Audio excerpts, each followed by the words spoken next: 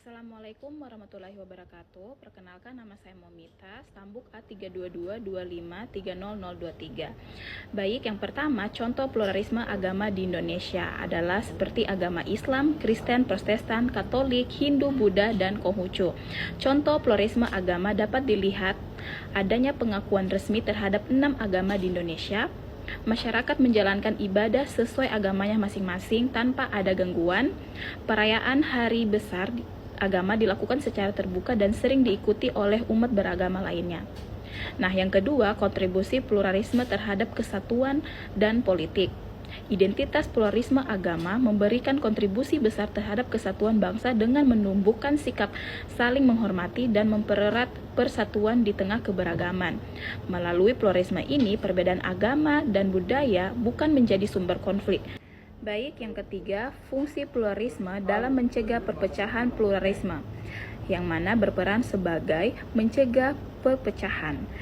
Yang pertama, membuka ruang dialog antar kelompok yang berbeda, mengedepankan sikap toleransi dan pengertian, mengakomodasi kepentingan kelompok minoritas sehingga merasa dihargai dan diikutsertakan.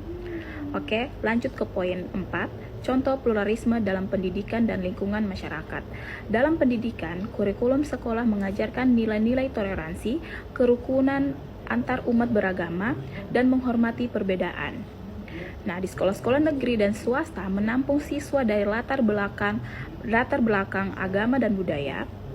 Pelajaran PPKN menanamkan nilai pluralisme dalam masyarakat. Gotong royong antar warga negara yang berlatar agama berbeda. Festival budaya dan agama yang melibatkan seluruh komunitas. Forum kerukunan umat beragama yang menjadi wadah dialog dan penyelesaian konflik.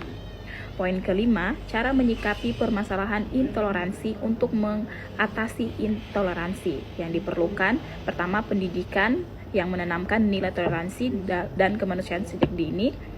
Kedua, dialog antar umat beragama secara rutin untuk memperkuat pengertian bersama. Penegak hukum terhadap tindakan diskriminasi dan kekerasan berbasis agama. Penguatan identitas nasional yang inklusif agar masyarakat melihat keberagaman sebagai kekuatan, bukan ancaman. Dan yang poin terakhir, akibat kesalahan memakai pluralisme agama. Contohnya, memaknai pluralisme sebagai relativisme moral ekstrim dapat menyebabkan kehilangan identitas agama yang kuat sehingga umat agama merasa kehilangan pegangan spiritual. Timbulnya sikap primitif yang justru kelemahan nilai agamanya dan moral. Konflik karena salah paham tentang batas-batas toleransi dan penghormatan antar agama. Contoh, beberapa kelompok yang menganggap semua agama sama tanpa memahami perbedaan. Sering bisa menimbulkan kontroversi dan reaksi negatif dari komunitas agama lain sehingga memicu ketegangan. Jadi kesimpulannya adalah di Indonesia penuh penghargaan aktif terhadap keberagaman yang memperkuat kesatuan bangsa. Nah, fungsi pluralisme ini mencegah perpecahan lewat dialog, toleransi, dan pengakuan hak kelompok minoritas. Pendidikan dan kehidupan sosial menjadi media penting untuk menanamkan nilai-nilai pluralisme. Kesalahan pemahaman pluralisme dapat melemahkan identitas dan memicu konflik, sehingga pemahaman yang seimbang sangat dibutuhkan. Cara mengatasi intoleransi butuh pendidikan, dialog, dan penegak hukum agar pluralisme berperan sebagai perekat bangsa. Baik, sekian dari saya.